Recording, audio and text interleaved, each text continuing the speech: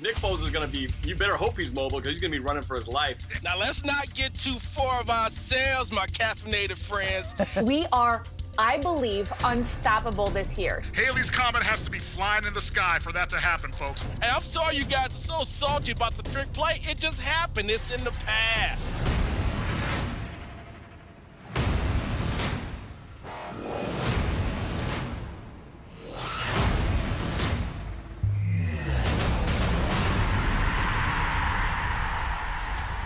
And welcome once again to Fan Face-Off. I'm Chris Cashman. Every week, we will be tackling the most heated rivalries on and off the field, and we're giving you the power to go head-to-head against other fans, chance for you to defend the home team. Now, last week, we talked to fans from New England, San Francisco, Green Bay, and, well, things got a little heated. Seattle doesn't like us, and we don't like Seattle. The Niner fans are turning into Oakland Raider fans. The Seahawks fans talk about Russell Wilson being a top 5 quarterback. His stats are no better than Kaepernick. Now, this week, we're going to be talking to fans from St. Louis, preview that Week 1 matchup as they get ready to host Seattle tomorrow. Now, if you have a question for our panel of fans or anything else to say, tweet us, #FanFaceoff. We'll try to address your comments there. You may even be asked to join our Skype wall in the coming weeks, so join the conversation. All right, for the next 30 minutes, our super fans will be representing Seattle. There is Norb, there's Dave, there's Garrett, and Landon. Now, on the flip side, defending St. Louis, we've got Danny, there's Alex, Danielle, and Palmer. All right, gang, we're going to get right to it. We'll start with you, Danny. Preseason in the books. It's a wrap. St. Louis went 0-4, winless. Seattle went 2-2. They split them. Is this any kind of indication of what we can expect from these teams? I don't think so. I mean, when you look at St. Louis, I can tell you right away that they kept it very vanilla in the preseason. And I know that there's a lot left in them, and I don't think that those first 4 preseason games are any indication of what the Rams will do this season, especially because our first unit barely played. So, I think that, it was a time to grow, a rough draft, so to speak, but I don't think that you can take too much from those preseason games as far as what the Rams are capable of this season. Norb, over in Seattle, what are people saying? They split 2-2. Excited? Good news, bad news? Does it mean anything? Generally, when it comes to the preseason, we don't take too much stock in it other than getting a sneak preview at the depth and the other players who are coming up behind the starters. But for me, I was really encouraged because we started out a little bit rocky with the offensive line, but then in the following 2 games where we kind of went our 2-win win streak, the offensive line started to gel, and I thought we saw some positive flow going into the regular season. So I'm feeling pretty good about the direction and the momentum that we're taking as we start the regular season. Anybody else want to pile on what they saw in the preseason? Oh, I think you're absolutely right. This is Garrett here. I mean, listen, the starters are never going to play. Maybe in the 3rd game they'll play into the 3rd quarter. But really, the only thing you're going to take out of this is different units.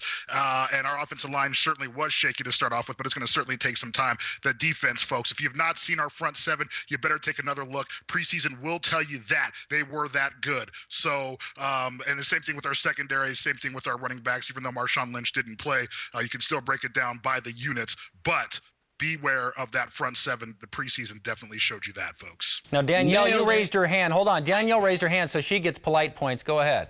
I did. I was going to say much the same as what Garrett just said. Our defense is going to get major points heading into the season, but for us, it's also a victory heading into the season with a healthy quarterback and a good number of our players who are healthy. We're going to miss Todd Gurley starting out, but other than that, we're really excited about getting started. All right, let's move forward. Let's look ahead here. We'll go to you, Palmer. This division, as you know, has been one of the best in football the last couple of years. But is this the year that St. Louis finally wins the division? Well, I don't really know if this really going to be that year for St. Louis. There's still a lot of issues with this team, especially starting up in front on that offensive line. They got a very young, very inexperienced front line. And you got to think about this.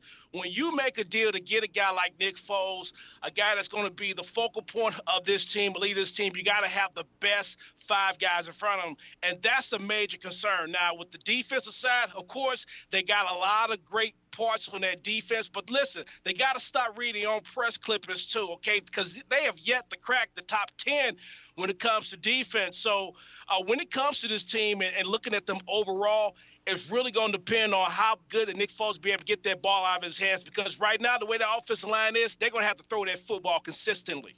Now, Garrett, you were giving me those put me in coach eyes. What do you think?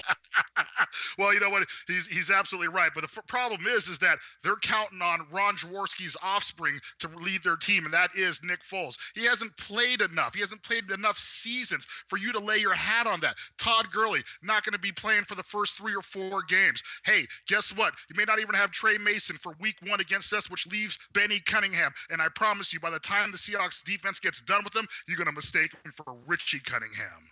It's finally time to stir up some things right now, and I do think the St. Louis Rams will finally win the NFC West. But I think this year, Jeff Fisher finally puts it all together, no injuries, nothing will happen. This will be our year that we finally take the NFC West. Look, the only thing you guys are putting together is moving boxes and tape, all right? Because you're going to Los Angeles. That's the only thing you're putting together. All those nice little belongings, the helmets, the shoulder pads, the knee pads, the girdles in a box because you're moving. That's the only thing is. St. Louis is not winning the division in 2015, and they're not winning in 2016. And quite frankly, I'm starting to wonder when you're all going to ask Jeff Fisher, when is it going to be time to win the division? Not this year and not next year. Thank you. Well, we would ask Stan Kroenke, but he won't give us an answer. All right, guys. Hey, we're going to leave that one right there. We're going to move on here. Danielle, let's go back to you. And this is truth serum in your veins right now. If you had your choice, you're starting over, starting a new team, do you choose the St. Louis defense or Seattle's defense? Oh, gosh, I'd absolutely choose St. Louis's defense. You know why? There are 2 things about us that are extraordinary this year. Number one, we're bringing back all 11 starters. Our average age is 25, and we have 1 additional year of experience under our belt. We are, I believe, unstoppable this year. So I think that Seattle is coming up against a very strong wall. You said it right there. They are the youngest team for the 4th season in a row. St. Louis is the youngest roster out there. Landon, is that a good thing or is that bad news for them? No, they have a young roster because they keep having to turn over their players. They keep having to draft new guys because the guys that are already on the team, they stink. All right, this is what happens when you get a bunch of draft picks. They end up squandering them. I think the average age is like 24. As far as the comment about them being unstoppable on defense, look, they have a good defensive line. But as far as the secondary is concerned, there's a lot of holes. As long as Janoris Jenkins is on the field, I'm not very worried. I think they're far from an elite defense. They're good. They have some scary guys up front, but that's about it. Now, let's not get too far of ourselves, my caffeinated friends. Now, when you talk about this Ram front 4, you cannot leave out Aaron Donald. I mean, there were times where Russell Wilson, Harry would stand up on his head like Sonic the Hedgehog.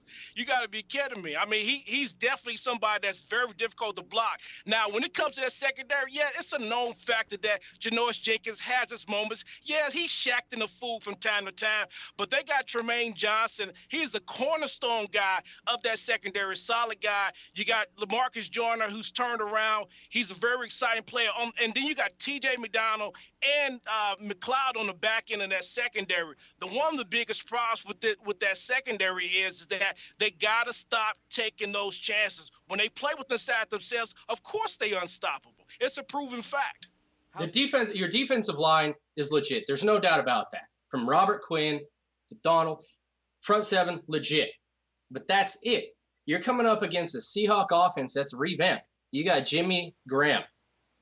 That's it. Your linebacking core is going to be taken away right there. You're not going to know what to do with Jimmy Graham. You got the rookie. You got the rookie, Tyler Lockett. He's going to blow past your whole secondary. He's going to blow past your whole secondary. All you had to do was see a little taste in the preseason. All right, we're going to leave that one right there, though. But, folks, stay tuned. You see what's happening here. Later on, our panelists will be weighing in on their picks for the biggest fantasy impact player of the week. But up next, we'll be going outside the huddle, answering your questions from social media. You've been sending us your questions to the Twitter or Skype accounts below. It's right there on your screen. We'll answer them next week. We'll see y'all right here, right after the timeout. So the attendance don't mean nothing when it comes to executing. Of course it does, because that's your home opener, homie.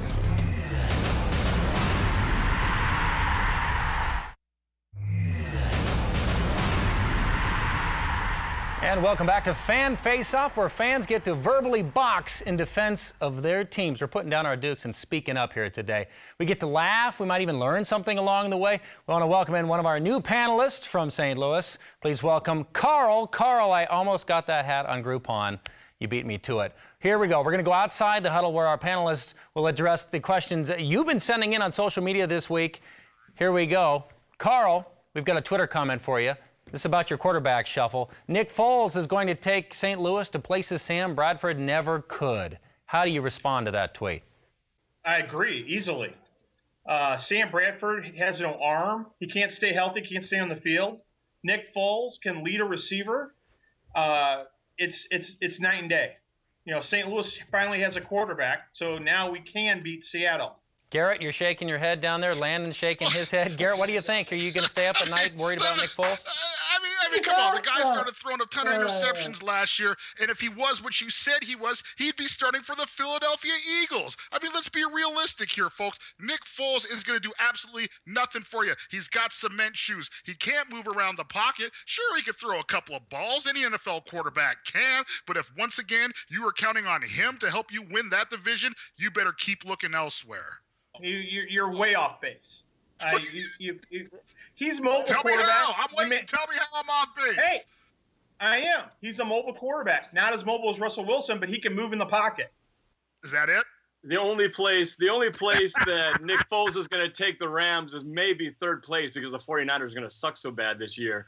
But look, the problem is Sam Bradford, the reason he never succeeded with the Rams is because he never had anybody around him. And look, we're 5 years later. What does Nick Foles have around him? One of the worst receiving corps in the NFL. He's got nobody to throw to. He's got no running game, at least as far as playing against Seattle. And the offensive line is made up of a bunch of rookies who haven't proven themselves yet. So Nick Foles is going to be, you better hope he's mobile because he's going to be running for his life. Danielle in St. Louis, I saw that rolling of the eyes. You don't agree with that statement, I take it. I was laughing at the comments about the offensive line, considering Seattle's offensive line is a mismatch of where did Max Unger go? And, oh, wait, our center has never been on the offensive line before. I'm just... You know, I'm waiting. I'm excited about seeing Nick Foles prove himself.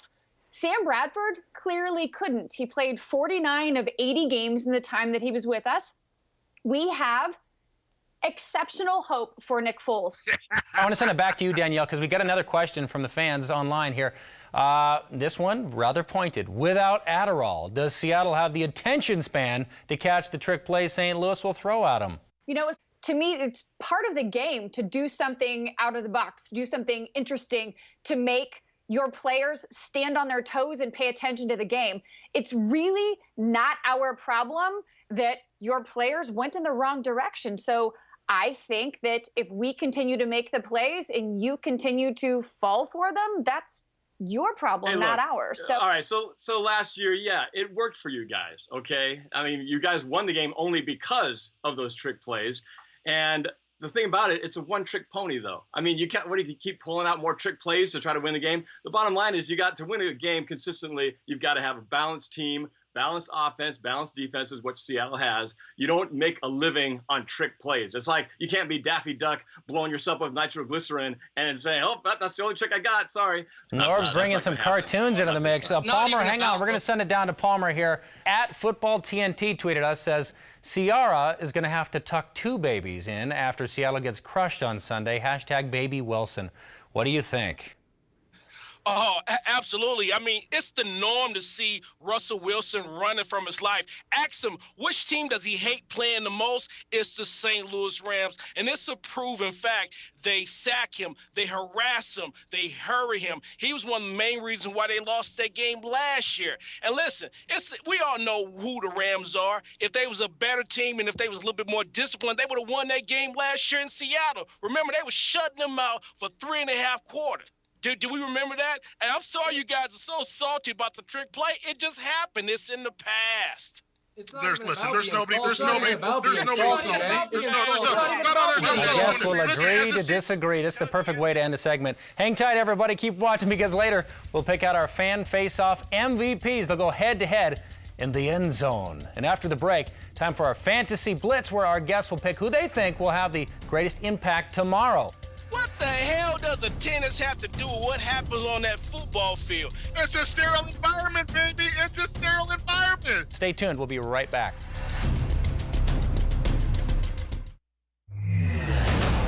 And we're back with more Fan Face-Off, where we get to hear from you, the fans. All these lovely Skypers here getting to exchange verbal jabs in anticipation of that big game tomorrow. Let's welcome our new panelist from Seattle. Hey, it's Horace. And representing St. Louis, joined by Brendan. All right, we're going to jump right in. Here we go.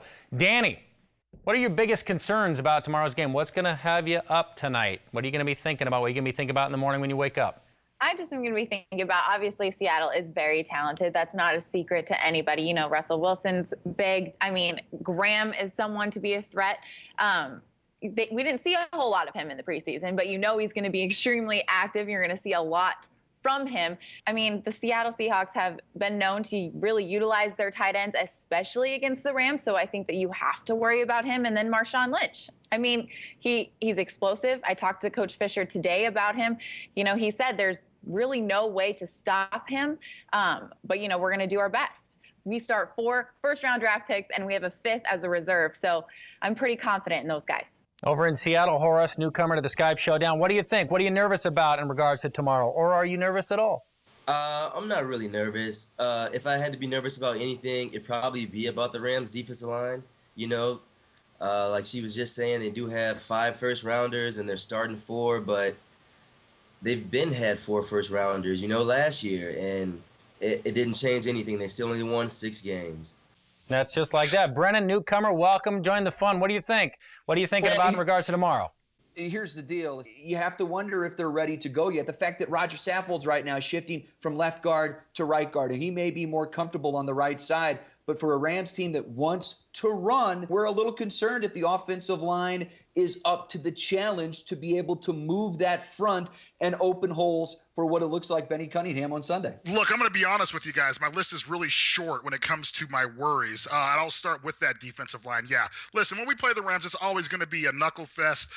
You know, they beat us up, we beat them up. And I'm also worried about the special teams, not the fact that Jeff Fisher runs trick plays, but the fact that he runs them whenever he damn well pleases. So that part is concerning. But listen, folks, they're barely going to get 40,000 people in that stadium. Man, come on, man. What the hell does attendance have to do with what happens on that football field? You know it and I know it. You it's just said yourself it's going to be a knuckle fest. And it's always been a knuckle fest from the very from the so the attendance don't mean nothing when it comes to Of course it does, because that's your home opener, homie. That is your home opener. No, it does better not, have that crowd behind you. Get fired up. But the problem is everybody knows they're going to be in St. Louis. I guess we'll have to agree to disagree there. Brendan, this has got to be a familiar soundtrack to you doing the sports radio thing. Let's go to our fantasy blitz. You get to pick your top fantasy impact player for Sunday. Who are you picking and why? Well, I'll contradict myself a little bit. I'm going to go with Benny Cunningham for the Rams, and here's why. Jeff Fisher wants to run. So whether it's Gurley, whether it's Mason, whether it's Benny Cunningham, we know it's not going to be Gurley. I think Cunningham is going to get the call. And here's what Seahawks fans need to remember. Jeff Fisher and this staff love Benny Cunningham. He survived a lot of the running back turnover the last few years, and they've kept him on. One of the big reasons is he can catch the ball out of the backfield. So if you're a fantasy player, there's a good chance he's on your waiver wire right now. I'd pick him up, especially if you're in a PPR league. I think he could have 3 to 5 catches, maybe 100 total yards combined, and I wouldn't rule him out scoring a touchdown. That'd be a pretty good get for somebody that really wasn't even thought about at your draft. Norb in Seattle, I know one of the face of the fans. What do you think, man? What are you looking at fantasy-wise? Who's going to make a big dent tomorrow? Well, I think it's going to be the big weapon that we acquired in the offseason. We really haven't seen it yet, even in the preseason. But Jimmy Graham, you know, they really didn't showcase him too much in the preseason, but I'm telling you, this is the perfect game for him to do what he does best, especially when you got a line like the Rams do. When they bring in pressure like that, nothing beats pressure better than having a tight end, that outlet pass, the short passing game that can defeat that aggressive line that they've got. So I think Graham's going to be deadly on third down situations, and especially in the red zone. I think he's going to come up huge for Seattle tomorrow. And let's not forget, Russell Wilson last year, guys, he might have had the best game of his career against the Rams in St. Louis, and the Seahawks still couldn't win. 300 passing yards, 100 rushing yards. Wilson's actually progressively gotten better each and every year he's played the Rams in St. Louis. So if I'm a Rams fan, obviously you're looking out for the former Wisconsin Badger. Great stuff. Thank you guys so much. Thank you to all of our panelists here tonight. Good luck tomorrow. We're going to call out tonight's MVPs representing St. Louis Palmer, you're in pole position. And for Seattle, we've got Garrett. Now, after the break, our MVPs are going to face off one last time, going head-to-head right here in the end zone.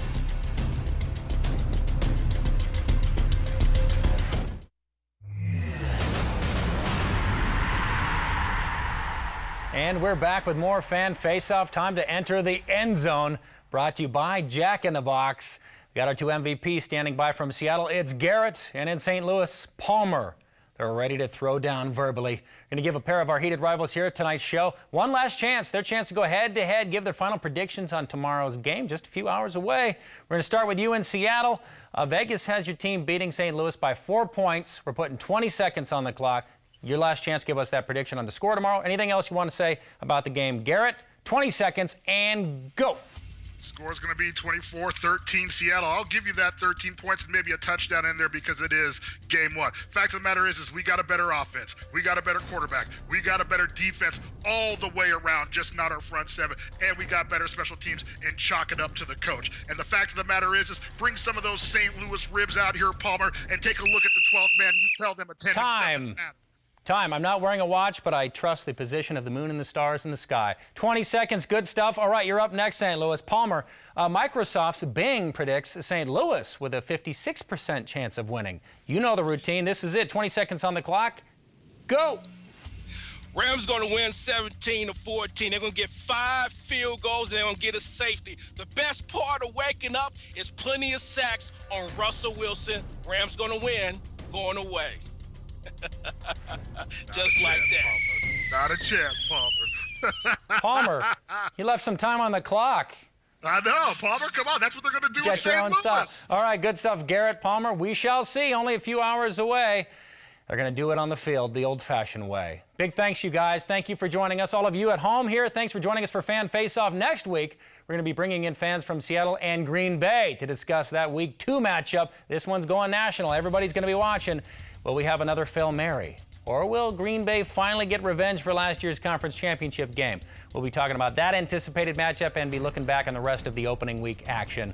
Now, if you'd like to appear on an upcoming episode, you can tweet us at Fan Face-Off Show or use our hashtag FanFaceoff. Send your comments. Just use that hashtag FanFaceoff, and we can track that conversation. Tell us what you have to say. Thanks for watching. We'll see you next week. That's it.